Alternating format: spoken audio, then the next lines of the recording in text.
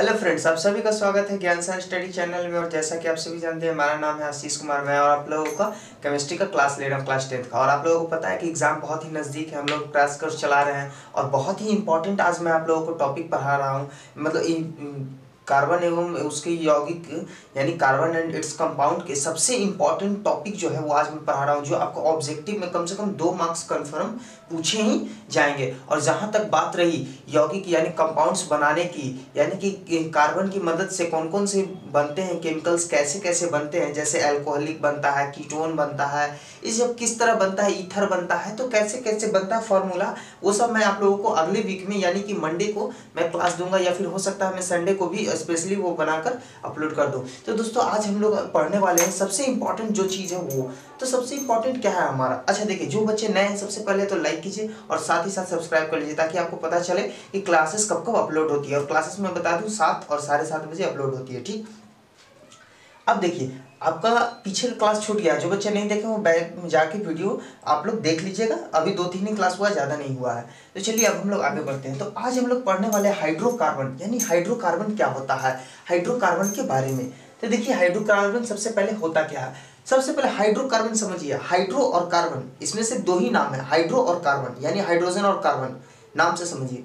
जिसमें हाइड्रोजन और कार्बन, सिर्फ और सिर्फ हाइड्रोजन और कार्बन हो, वो हाइड्रोकार्बन कहलाता है। जैसे CH3, C2H6, CH3, तो ये सब जो है ये हमारा क्या कहलाता है, सब ठीक। तो C3H9 ये सब हमारा क्या है, हाइड्रोकार्बन है। इसमें क्या मौजूद है, सिर्फ और सिर्फ हाइड्रोजन और कार्बन मौजूद है, तो इसीलिए इसको क्या बोलते हैं, हाइड्रोकार्बन बोलते हैं। आप देखिए क्या लिखा हुआ है, कह रहा है केवल कार्बन एवं हाइड्रोजन वाले सभी यौगिक हाइड्रोकार्बन कहलाते हैं। तो हमने भी वही बोला कि जिसमें कार्बन और हाइड्रोजन हो सिर्फ, वही हमारे क्या कहलाएंगे, वो यौगिक हमारे हाइड्रोकार्बन कहलाएंगे।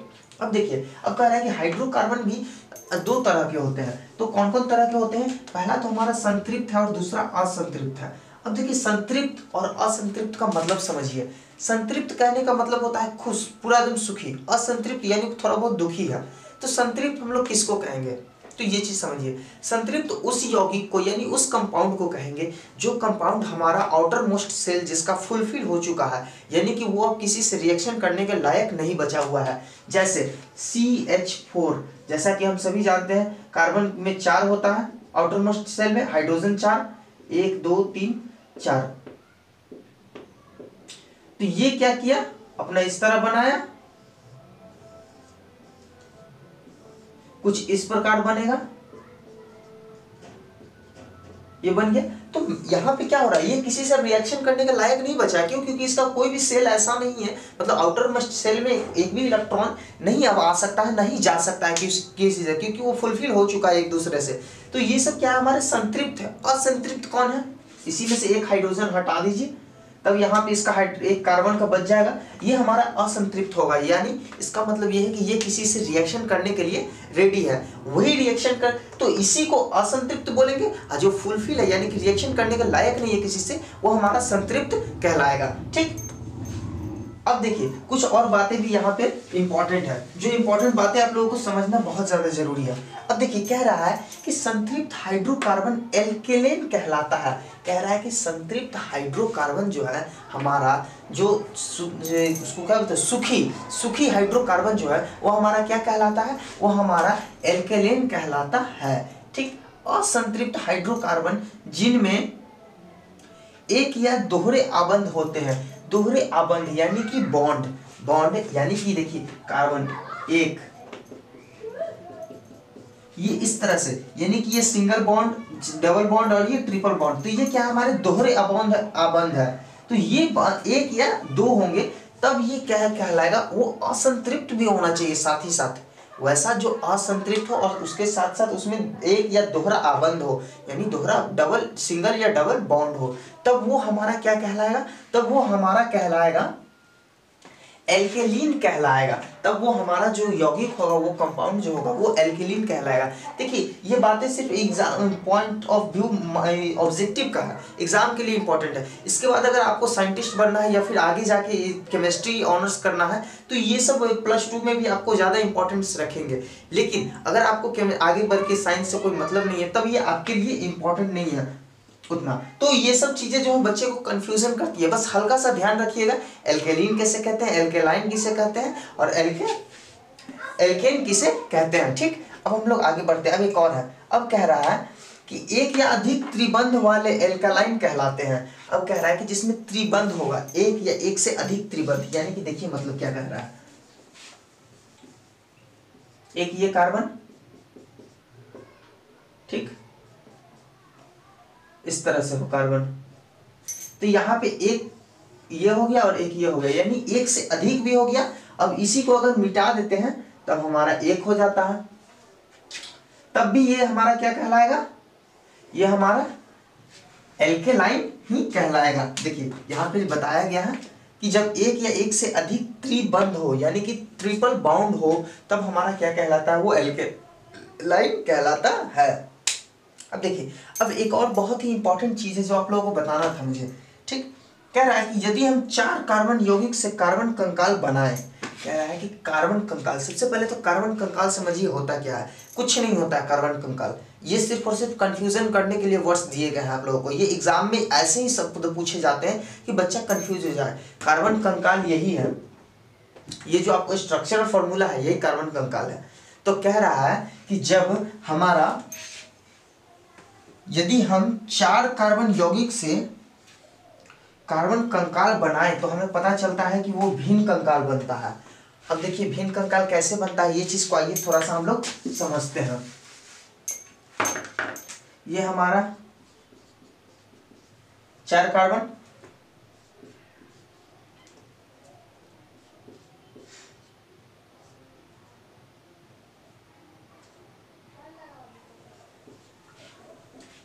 ये हमारा हो गया।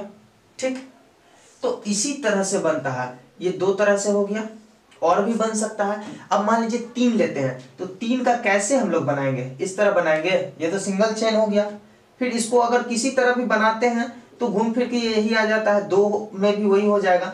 तो वही कह रहा है कि जब हम लोग 4 कार्बन को लेते हैं, यानी कि जब उसमें 4 कार्बन हो, C4 को हम लोग क्या बोल रहे थे, ब्यूट बोल रहे थे। जैसा कि मैं आप लोग को बताया था, याद भी होगा कि पहले 1 कार्बन को मेथ, 2 कार्बन को एथ, 3 कार्बन को प्रोप, 4 कार्बन को ब्यूट और 5 कार्बन को पेंट। हालांकि आप लोगों को 5 ही कार्बन याद रखिए, इतना ज्यादा एग्जाम में नहीं पूछा जाएगा, लेकिन मैं आप लोगों को 10 तक बताया था।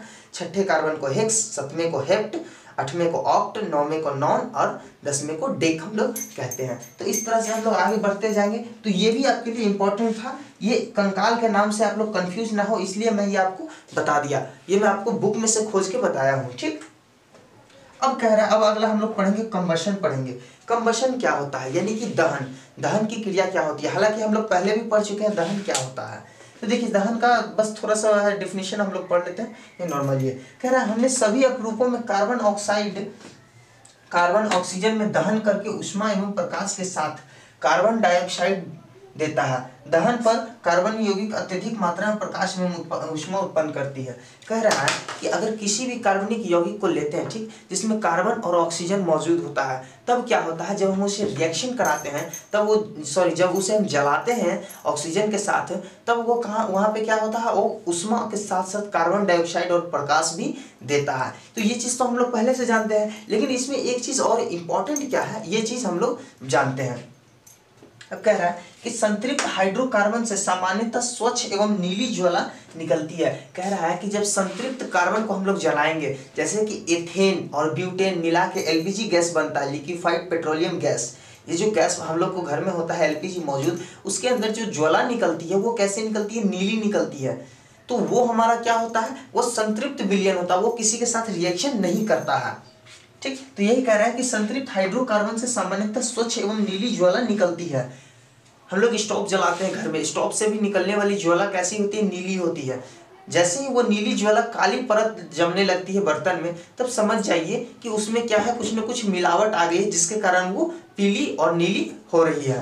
ठीक, तो वही कह रहा है, जबकि असंतृप्त से पीली एवं धुएं निकलती है। कह रहा है कि असंतृप्त विलयन जो होता है उससे पीली ज्वाला निकलती है और साथ ही साथ धुआं भी निकलता है। तो देखिए एक चीज और मैं आपको बताता हूँ, अब जैसे ज्वाला ईंधन, ईंधन जो होता है ज्वलनशील होती है। तो हम लोग लकड़ी जलावन को जानते हैं कि ईंधन होती है। तो जलावन जो होती है, जब जलावन को हम लोग जलाते हैं तो उससे धुआं निकलती है और साथ ही साथ पीली ज्वाला निकलती है। ये बात आप लोग भी जानते हैं। तो पीली ज्वाला निकलती है, इसका मतलब यह है कि जो लकड़ी है वो संतृप्त विलयन नहीं है, वो संतृप्त यौगिक नहीं है, वो कैसा है, असंतृप्त है। संतृप्त कौन है, कोयला है। कोयला को जब हम लोग जलाते हैं तो धुआं काला नहीं निकलता है, ये चीज आप लोग भी जानते हैं। मतलब धुआं उस तरफ का नहीं निकलता, सफेद धुआं निकलता है और साथ ही साथ उससे पीली ज्वाला नहीं निकलती है, उससे भी लाल या नीली ज्वाला निकलती है। तो ये बात आप लोग को समझ में आने से, जो कोयला है वो संतृप्त विलयन है और लकड़ी जो है असंतृप्त होती है। तो इस तरह से हम लोग बहुत सारी चीजों को देख के बता सकते हैं कि वो संतृप्त है या असंतृप्त कार्बनिक यौगिक है। तो चलिए अब हम लोग आगे बढ़ेंगे। तो आगे अब हम लोग बढ़ेंगे तो अगला हम लोग देखने वाले हैं कंपाइल रिएक्शन, यानी कि संलग्न रिएक्शन क्या होता है, रिप्लेसमेंट रिएक्शन क्या होता है, ये चीज का अब हम लोग देखने वाले हैं। चलिए अब हम लोग अगला देख रहे हैं। तो अगला क्या था, कह रहे संकलन अभिक्रिया। देखिए कहीं कहीं आपको संकलन की जगह यहाँ पे संलग्न भी आपको मिलेगा, ठीक, संलग्न। तो इस तरह से आप लोग कंफ्यूजन नहीं होइएगा, दोनों सेम चीज है, ठीक। तो संकलन अभिक्रिया क्या कहता है, कंपाइल रिएक्शन। कंपाइल का मतलब समझिए, संकलन का मतलब होता है जुटना, ठीक। कंपाइल मतलब इसको दबा रहा है यानी जोड़ रहा है। तो यहाँ पे सबसे पहले समझिए जुड़ना, ये तो आप समझ गए कि जुड़ने वाला भी क्रिया है, ठीक। तो कह रहा है कि पैलेडियम एवं निकेल, पैलेडियम एवं निकेल जैसी जो अभी क्या बोलते हैं तत्व होता है, एलिमेंट होता है, वो क्या करते हैं, उत्प्रेरकों की उपस्थिति में, उत्प्रेरक को आप जानते हो, जैसे कोई रिएक्शन नहीं होता है तो हम लोग क्या करते हैं, उत्प्रेरक डालते हैं। जैसे कि हम लोग चूल्हे में आग लगाते हैं, जब चूल्हे में आग नहीं लगता है तो कुछ ऐसा ईंधन डालते हैं जो तेजी से आग पकड़े, तो वो क्या कहलाता है, एक प्रकार का उत्प्रेरक होता है। सपोज दैट मान लीजिए हमने किसी पार्टी में जाके ढेर सारा भोजन कर लिया, ठीक। तो उसके बाद जब हमारा खाना नहीं पचता है तो हम लोग क्या करते हैं, हाजमोला लेते हैं, ये जो भी पाचन उसे पचाने के लिए लेते हैं, तब वो हमारा क्या होता है, उत्प्रेरक ही होता है ना। तो उसी तरह यहाँ पे होता है, जब रिएक्शन नहीं होता है तब हम लोग किसी उत्प्रेरक का इस्तेमाल करते हैं। तो यही उत्प्रेरक की उपस्थिति में असंतृप्त यौगिक, असंतृप्त हाइड्रोकार्बन, हाइड्रोजन जोड़कर संतृप्त हाइड्रोकार्बन देता है। कह रहा है कि ये जो इसी उत्प्रेरक की वजह से जो असंतृप्त हाइड्रोकार्बन होता है वो हाइड्रोजन को जोड़कर संतृप्त हाइड्रोकार्बन देता है, ठीक। अब देखिए एक और चीज कह रहा है, वनस्पति तेलों में साधारणतः लंबी असंतृप्त कार्बन श्रृंखलाएं होती है।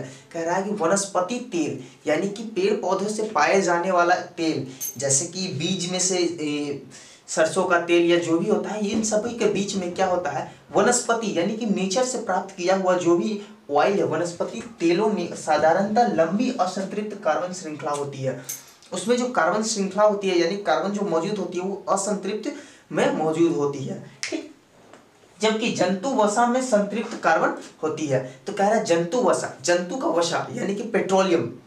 तो पेट्रोलियम कहाँ पाया जाता है, जमीन के अंदर। तो पेट्रोलियम के अंदर संपूर्ण होता है, तभी तो गैस जो निकलती है एलपीजी या फिर पेट्रोलियम केरोसिन हो, डीजल हो, ये सब जो जलता है तो नीली ज्वाला प्रदान करती है। तो यही कह रहा है कि जबकि जंतु वसा में संतृप्त विलयन होती है, जो मैं आपको अभी बताया था कि संतृप्त यौगिक जब जलता है तो कैसा नीली ज्वाला प्रदान करती है, असंतृप्त पीली एवं धुएंदार करती है, ठीक। तो इसका देखिए एक एग्जाम्पल है, इसको निकेल और हाइड्रोजन की प्रेजेंस में रिएक्शन करवा रहे हैं तो हमारा ये रिएक्शन फुलफिल हो रहा है। जो रिएक्शन हमारा कैसा होगा, संतृप्त यौगिक कहलाएगा, हाइड्रोकार्बन, ठीक। अब देखिए प्रतिस्थापन अभिक्रिया यानी रिप्लेसमेंट रिएक्शन। रिप्लेस कर दिया, हटा दिया, सीधा सीधा समझिए, इसमें जुट रहा था, इसमें हट रहा है। तो संतृप्त हाइड्रोकार्बन अत्यधिक अभिकृत होते हैं। कह रहा है कि संतृप्त हाइड्रोकार्बन जो होता है वो अत्यधिक अनभिकृत होते हैं। अनभिकृत का मतलब क्या होता है, मतलब वो किसी से अभिक्रिया नहीं करेंगे। तो वही कह रहा है कि संतृप्त हाइड्रोकार्बन अत्यधिक अनभिकृत होते हैं। मैंने आपको भी बताया था CH4 जैसे वो किसी से रिएक्शन नहीं करता, तो वही कह रहा है कि संतृप्त विलयन हाइड्रोकार्बन जो है वो रिएक्शन किसी से नहीं करते हैं। तथा अधिकांशतः अभिकर्मकों की उपस्थिति में अक्रिय होते हैं। कह रहा है कि बहुत सारे ऐसे अभिकारक होते हैं जिसकी अवस्था में भी वो क्या होते हैं, अभिक्रिय होते हैं, यानी कि रिएक्शन वो नहीं करते हैं। सूर्य के प्रकाश की उपस्थिति में अति तीव्र अभिक्रिया में क्लोरीन एक एक करके हाइड्रोजन के परमाणुओं का प्रतिस्थापन करती है। कह रहा है कि सूर्य की उपस्थिति में, सूर्य की प्रकाश की उपस्थिति में क्लोरीन जो है वो क्या करती है, हाइड्रोजन के एक एक परमाणु को प्रतिस्थापन करती है, यानी रिप्लेस करती है। आइए देखिए कैसे करती है। CH4 Cl2, ठीक, प्रेजेंस ऑफ सनलाइट यानी सूर्य के प्रकाश में, ठीक। तो ये देखिए CH4 क्या कर रहा है, यहाँ CH3Cl और HCl, यानी कि यहाँ से क्या किया, हाइड्रोजन को एक रिप्लेस किया, कार्बन को क्लोरीन को जोड़ दिया। तो यहाँ पे ये मत कर दीजिए कि संलग्न भी हो रहा है, क्यों, क्योंकि इसमें सिर्फ और सिर्फ क्या हो रही थी, जुट रही थी, ना कि बिछड़ रहा था। लेकिन इसमें क्या हो रहा है, बिछड़ रहा है। यहाँ से CH4 थी तो CH3 हो गया है, और ये H2 था तो फिर ये अकेला H हो गया। तो यही चीज यहाँ, सॉरी, Cl2 था तो Cl क्या हो गया, एक अकेला हो गया, अकेला अकेला इधर हो गया। तो ये क्या कर रही है, जोड़ रही है, तो इसीलिए इसको क्या कहते हैं, प्रतिस्थापन अभिक्रिया कहते हैं। तो दोस्तों आज के लिए इतना ही, और कैसा लगा हमारा वीडियो, अगर किसी तरह कोई डाउट हो तो हमें कमेंट सेक्शन में बताएं। और हमारे वीडियो को अगर आपने अभी तक लाइक नहीं किया तो प्लीज़ लाइक करें, शेयर करें, और सभी दोस्तों को बताएं कि देखिए ज्ञान साइंस स्टडी पे क्रैश कोर्सेज चल रही है, और हम लोग आपके लिए हमेशा रेडी हैं। तो जैसे ही आपका क्या बोलते हैं सैंपल पेपर आता है, तो सैंपल पेपर एक एक क्वेश्चन सैंपल पेपर का आप लोगों को सॉल्व करा दिया जाएगा। एकदम एग्जाम के लिए टेंशन फ्री रहिए, पूरा का पूरा एग्जाम निकालने की जिम्मेवारी हम लोग की है। तो दोस्तों आज के लिए इतना ही, thank you, goodbye. Subscribe करना बिल्कुल ना भूलें।